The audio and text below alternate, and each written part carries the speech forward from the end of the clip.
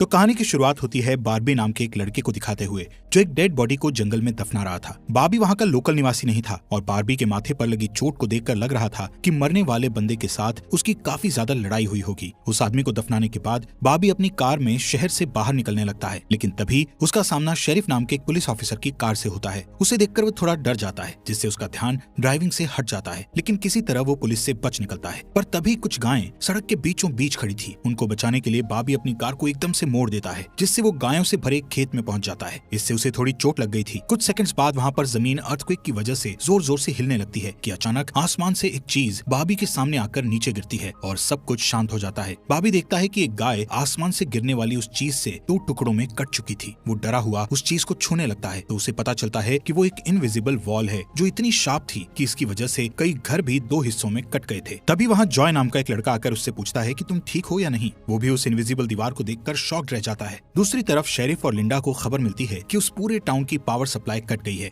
Phone lines बंद हो गई हैं और इंटरनेट भी काम नहीं कर रहा है। यहाँ तक कि सारे सैटेलाइट कनेक्शंस भी काम करना बंद कर गए थे। तभी शहर के ऊपर से उड़ रहा एक प्लेन उस इनविजिबल वॉल से टकराकर क्रैश हो जाता है, जिसे देखकर लोग और भी ज्यादा घबरा गए थे। और ये बात कंफर्म हो जाती है कि ये सिर्फ एक इनविजिबल दीवार नहीं बल्कि एक राउंड शेप डोम यानी गुम्बद है, जिसने आधे शहर को कवर कर लिया है। वहीं दूसरी साइड हम एक रेडियो स्टेशन पर फिल और उसकी असिस्टेंट डोडी को देखते हैं जो सिग्नल लाने की कोशिश कर रहे थे। वो दोनों थोड़ा कंफ्यूज थे कि अचानक सिग्नल क्यों चला गया। यहाँ पर फिल को लगता है कि ये अच्छा मौका है उनकी रेडियो रेटिंग्स को हाई करने का, इसलिए वो दोनों सिग्नल को ठीक करने में लग जाते हैं। वहीं एक फायर ट्रक डोम की दूसरी तरफ से आ रहा था, जिसे देख बार्बी ट्रक वाले को इस इनविजिबल वॉल की तरफ इशारा करता हुआ उसे रुकवाकर क्रैश होने से बचा लेता है। थोड़ी देर बाद वहाँ इन्वेस्टिगेशन करने के लिए कुछ पुलिस वाले आते हैं, पर इस इनविजिबल डोम को समझना उनके बस की बात नहीं थी। उसी समय वहाँ पर एक शहर का काउंसिलमैन जिसका नाम बिग जिम था वो भी पहुँच जाता है, लेकिन उसे भी इस डोम के बारे में कुछ भी समझ नहीं आता। यहाँ पर पुलिस को इन्फॉर्मेशन मिलती है कि उस शहर की तरफ आने वाले सभी रास्तों को बंद कर दिया गया है, क्योंकि उस डोम की वजह से बहुत सारे एक्सीडेंट हो रहे हैं। इसके थोड़ी दूर घर पर जूनियर नाम का लड़का एंजी नाम की लड़की के साथ इंटीमेट हो रहा था। एंजी पेशे से नर्स थी और जो की बड़ी बहन भी थी। इंटीमेट होने के बाद जूनियर एंजी से कहता है कि मैं तुमसे बहुत प्यार करता हूँ, लेकिन एंजी उसे कहती है कि वो उसके लिए ऐसा कुछ फील नहीं करती। इससे जूनियर का दिल टूट जाता है और उन दोनों में बहस होने लगती है। यहाँ पर उनकी बहस इतनी बढ़ जाती है कि एंजी उसे थप्पड़ मारकर वहाँ से चली जाती है। इसके बाद हम 3 लोगों की फैमिली को देखते हैं, जिसमें मदर कैरोलीन, एलिस और उन दोनों की बेटी नोरी उसी टाउन की तरफ जा रही थी। उन्हें इस बात की खबर नहीं थी कि डोम ने उस टाउन को कवर किया हुआ है। दूसरी तरफ हम जूलिया नाम की एक इन्वेस्टिगेटिव रिपोर्टर को देखते हैं, जिसका चेस्टर्स मिल शहर में बहुत नाम था। एक दिन एक औरत उसे एक सीक्रेट खबर देने के लिए कॉल करती है। वो औरत उसे बताती है कि उसने उस वीक चेस्टर्स मिल में प्रोपेन से भरे 6 ट्रक को जाते हुए देखा है और उसके हिसाब से इतनी बड़ी क्वांटिटी में प्रोपेन जैसे फ्यूल का शहर में आना किसी खतरनाक प्लान का हिस्सा हो सकता है। जूलिया उस औरत को इस बारे में इन्वेस्टिगेशन करने का वादा करती है, पर वो अपने काम में ज्यादा बिजी होने के कारण उस पर ध्यान नहीं दे पाती। वहीं बिग जिम रेडियो स्टेशन जाकर इमरजेंसी की अनाउंसमेंट करता है। कैरोलीन जो एलिस और नॉरी के साथ शहर में आ रही थी, ये अनाउंसमेंट सुन लेती है, पर उन्हें लगता है कि ये किसी तरह का एडवर्टीजमेंट है, इसलिए वो इस अनाउंसमेंट पर ध्यान नहीं देती और उनकी कार डोम से टकराते टकराते बचती है, क्योंकि उससे पहले दूसरी तरफ से आ रहा एक ट्रक डोम से टकराकर क्रैश हो जाता है, जिसे देखकर वो तुरंत अपनी कार की ब्रेक लगा देती है। इतने बड़े इंसिडेंट को देखकर नॉरी के दौरे पड़ने लगते हैं, जिससे वो बेहोश हो जाती है, लेकिन बेहोश होने से पहले वो किसी पिंक स्टार के बारे में कहती है। अब यहाँ से नोरी को जल्दी से हॉस्पिटल में ले जाया जाता है, जो कि टाउन में होने वाली घटनाओं से घायल हुए लोगों से भरा पड़ा था। वहीं जूलिया और बार्बी घायल हुए लोगों को हॉस्पिटल ला रहे थे। इसी हॉस्पिटल में जूलिया का हस्बैंड भी डॉक्टर था। वो उससे मिलने जाती है, लेकिन उस वक्त उसका हस्बैंड हॉस्पिटल में नहीं था। हॉस्पिटल में जूलिया को पता चलता है कि उसका हस्बैंड संडे को कभी काम नहीं करता था, पर वो जूलिया को हमेशा झूठ बोलता आ रहा था।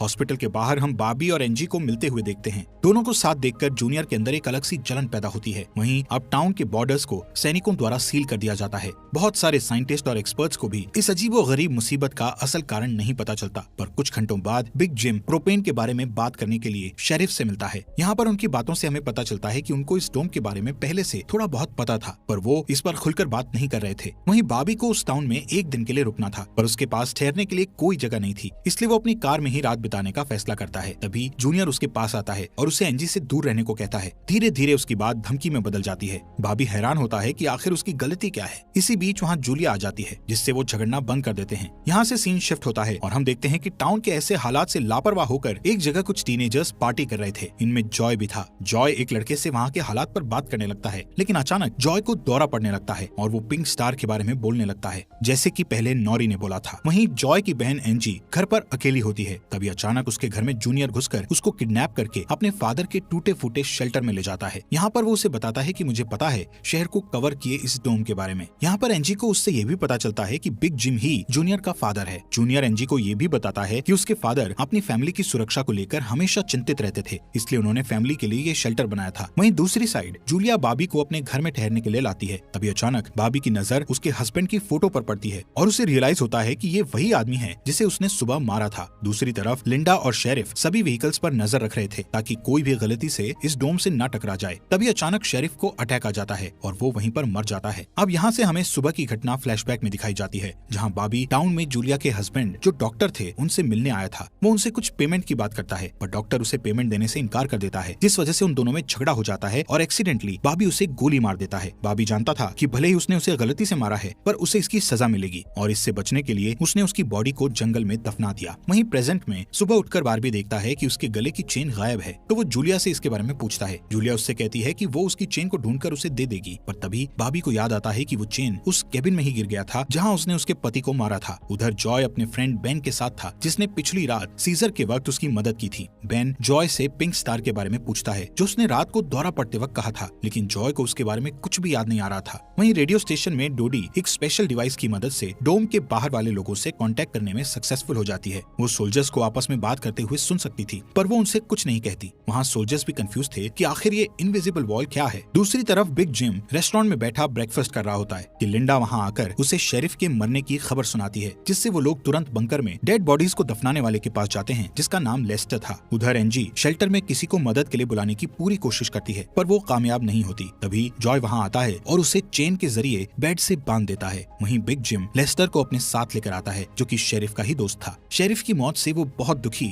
और परेशान हो जाता है। जब लिंडा उनके आसपास नहीं होती, तब वो और बिग जिम पिछले महीने होने वाले प्रोपेन के इंपोर्ट के बारे में बात करते हैं कि प्रोपेन के इंपोर्ट में उन तीनों का ही हाथ था और उन्होंने टाउन वालों से ये बात छुपाई थी। शेरिफ की मौत से ये कंफर्म हो गया था कि वो उनकी इन्वॉल्वमेंट के बारे में किसी को कुछ नहीं बता पाएगा, जो कि उनके लिए अच्छी खबर भी थी। उसी दिन बाद में लिंडा पुलिस स्टेशन आती है तो देखती है कि बिग जिम शेरिफ के ऑफिस में कुछ ढूंढ रहा है। लिंडा के पूछने पर जिम उसे कहता है कि वो वहाँ शेरिफ की वसीयत के पेपर्स ढूंढ रहा है, लेकिन असल में वो वहाँ प्रोपेन के इंपोर्ट से जुड़े पेपर्स को ढूंढने आया था, जो उसे और लेस्टर को परेशानी में डाल सकते थे। वो तुरंत बाहर आकर शेरिफ को बताता है कि मुझे लगता है वो पेपर शेरिफ के घर में होंगे, जिन्हें लाने के लिए वो लेस्टर को तुरंत उसके घर भेजता है। इसी बीच जूलिया जल्दी से रेडियो स्टेशन पर डोडी के पास जाती है, जहाँ वो देखती है कि वो लोग डिवाइस के जरिए डोम के बाहर खड़े सैनिकों की बातचीत सुन सकते हैं। उनकी बात सुनने पर जूलिया को पता चलता है कि वो लोग जमीन खोदकर डोम को बाहर निकालने की कोशिश कर रहे हैं, पर वो इस काम में कामयाब नहीं हो पा रहे हैं। इसके बाद जूलिया रेडियो के जरिए पूरे टाउन में डोम वाली खबर को फैला देती है, जिससे लोगों में डर पैदा हो जाता है और लोग घबरा जाते हैं। वहीं जॉय और बेन बॉर्डर के पास साइंटिस्ट को अपना काम करते हुए देखते हैं। साइंटिस्ट ये देखते हैं कि डोम के ऊपर पानी का क्या असर होता है, पर उन्हें ज्यादा कुछ समझ नहीं आ रहा था, जिससे वो किसी नतीजे पर नहीं पहुंच पाते। वहीं जॉय देखता है कि ये डोम एक छलनी की तरह है। वो बेन से बताता है कि इस डोम में से बिल्कुल मामूली सा पानी आर पार जा सकता है। दूसरी ओर बारबी अपनी चेन ढूंढने जूलिया के हस्बैंड डॉक्टर के केबिन में जाता है। वहाँ उसे उसका चेन मिल जाता है, पर तभी जूनियर वहाँ आकर उसे देख लेता है। जूनियर उससे पूछता है कि क्या तुम एंजी के साथ सोए थे। यहाँ पर बारबी को लगता है कि शायद उसने उसे चेन ढूंढते हुए देख लिया है और इसीलिए वो जूनियर को ऐसे ही वहाँ से जाने नहीं दे सकता था, इसलिए वो जूनियर को बहुत बुरी तरह से पीटने लगता है। वहीं हम देखते हैं कि लेस्टर शेरिफ के घर पहुंचकर प्रोपेन इंपोर्ट के पेपर्स को ढूंढने लगता है। कुछ टाइम बाद उसे वो पेपर्स ड्रॉवर में मिल जाते हैं, तभी वो उन्हें जला देता है। जब वो वहाँ से जाने लगता है तो उसका पैर लगने से पेपर्स की आग घर के पर्दों पर लग जाती है, जिससे आग की लपटें पूरे घर में फैल जाती हैं और पूरा घर जलने लगता है, जिसे देखकर जल्दी ही बहुत सारे लोग जमा हो जाते हैं और आग बुझाने की कोशिश करते हैं, पर फायर ट्रक के बिना आग बुझाना नामुमकिन था। अगर वो लोग घर को जलने देते तो डोम के अंदर का टेम्परेचर बहुत बढ़ जाता, जिससे लोगों की जानें भी जा सकती थी, इसलिए सब मिलकर आग बुझाने में लग जाते हैं। बाबी लोगों को आग बुझाने में लीड करता है। तभी लिंडा को घर के अंदर से लेस्टर की चीखने की आवाजें सुनाई देती है। वो अंदर जाकर उसे घसीट कर बाहर निकाल लाती है और इलाज के लिए डॉक्टर के पास भेज देती है। यहाँ पर लोगों को आग बुझाने में 1 घंटे के बाद भी कामयाबी नहीं मिलती, उल्टा आग और भड़क जाती है। आखिर में जिम लोडर लेकर आता है और घर को गिरा देता है। तब कहीं जाकर आग शांत होती है। इसके बाद सारे थके हुए लोग इकट्ठा होते हैं। उनमें से पॉल नाम का एक पुलिस वाला फ्रस्ट्रेट होकर कहता है कि हम सभी लोग इस डोम से कभी भी बाहर नहीं निकल पाएंगे, क्योंकि ये डोम आग से जो धुआं निकला है उसे बाहर नहीं निकलने दे रहा। वो कहता है कि हम सभी इस डोम के अंदर ही मरने वाले हैं। इतना कहता हुआ वो हवा में गोली चला देता है, जो कि डोम से टकराकर एक दूसरे पुलिस वाले को लग जाती है और वो तुरंत मर जाता है। यहाँ पर पॉल को अरेस्ट कर लिया जाता है। अंधेरा होने पर जॉय और उसके दोस्त स्केटिंग के लिए जाते हैं। तभी वहाँ पर नोरी जॉय के पास आकर उसे कहती है कि उसे अपना फोन चार्ज करना है। जॉय उसे अपने घर ले जाता है, क्योंकि उसके घर में जनरेटर था, जो कि उस टाउन के गिने चुने घरों में ही था। उधर लिंडा पॉल को जेल लेकर आती है। वहाँ कुछ लोग पुलिस स्टेशन के बाहर प्रोटेस्ट कर रहे थे। असल में वो लोग पुलिस के घटिया सिस्टम का विरोध कर रहे थे। जिम उन सबको ये कहकर शांत करता है कि जरूरत पड़ने पर उन सबकी मदद की जाएगी। लॉकअप में बंद होने के बाद पॉल को हार्ट अटैक आ जाता है, जिससे लिंडा उसकी मदद के लिए दौड़कर अंदर जाती है, लेकिन तभी उसे पता चलता है कि पॉल सिर्फ अटैक आने की एक्टिंग कर रहा था। इसी मौके का फायदा उठाकर पॉल उसे धकेलकर उसे लॉकअप में बंद करके वहाँ से भाग जाता है। इधर बंकर में जूनियर फिर से एनजी के पास जाता है। एनजी समझ चुकी थी कि अगर उसे यहाँ से निकलना है तो उसे जूनियर को झूठे जाल में फंसाना पड़ेगा, इसीलिए वो उससे अपने बचपन की यादें साझा करती है, जब वो दोनों एक बंद टनल में जाया करते थे, और कहती है कि हो सकता है डोम का टनल पर कोई असर नहीं हुआ हो तो वो लोग बाहर जा सकते हैं। यहाँ पर एनजी सोचती है कि अब वो उसके प्यार के जाल में फंस गया है तो शायद वो उसे छोड़ दे, लेकिन ऐसा कुछ नहीं होता। जूनियर अकेले ही उस टनल में जाने का प्लान बनाता है। वहीं जिम जब पुलिस स्टेशन में आता है तो पॉल की जगह लिंडा को लॉकअप में बंद देखता है। वो तुरंत उसे लॉकअप से बाहर निकालता है। उन्हें पता चलता है कि पॉल अपने साथ एक राइफल और कुछ गोलियां लेकर गया है। लिंडा तुरंत उसकी तलाश में जंगल की ओर निकल जाती है, क्योंकि उसे पता था कि पॉल अक्सर शिकार करने जंगल की तरफ जाया करता था। वहीं जिम पॉल को पकड़ने के लिए एक टीम तैयार करता है। उधर रेस्टोरेंट में बैठी कैरोलीन को नॉरी की फिक्र हो रही थी, क्योंकि वो पिछली रात अपनी दोनों मदर्स को बिना बताए जॉय के घर रुक गई थी। वहीं जिम लोगों से पॉल को तलाश करने के लिए उसकी टीम ज्वाइन करने को कहता है। वो बॉबी से भी उनके साथ चलने को कहता है, क्योंकि वो आग बुझाने में अच्छा लीडर साबित हुआ था। इसके बाद वो लोग जंगल में जाने लगते हैं। रास्ते में बार्बी अपनी खूबियां दिखाता हुआ उनसे कहता है कि वो मिलिट्री में भी रह चुका है। वहीं दूसरी ओर जूलिया जूनियर को टनल की तरफ जाते हुए देखती है। वो उससे रोककर पूछती है कि वो बैग पैक करके कहाँ जा रहा है, लेकिन जूनियर बहुत जल्दी में था और वो नर्वस भी था। वो कहता है कि मैं बस यहीं पास में अपने दोस्त से मिलने जा रहा हूँ। इससे जूलिया का शक उस पर और भी बढ़ जाता है और वो उसका पीछा करती हुई टनल तक पहुँच जाती है। उधर जॉय के घर पर जॉय और नॉरी साथ में नाश्ता कर रहे थे। जॉय पहले कभी किसी लड़की के साथ अकेला नहीं रहा था, इसलिए थोड़ा नर्वस फील कर रहा था, जबकि नॉरी कॉन्फिडेंट थी और बातचीत में भी हाजिर जवाब थी। तभी बेन और दो लड़कियों को अपने साथ लेकर उसके घर आ जाता है, जिन्हें फोन चार्ज करना था। उन्हें इम्प्रेस करने के लिए बेन को जनरेटर यूज करना था, जिसके लिए जॉय बेन को थोड़ी बेदिली से इजाजत दे देता है, क्योंकि उस टाउन में जनरेटर एक बहुत काम की चीज थी और इस तरह उसका मिसयूज करना उसे सही नहीं लग रहा था।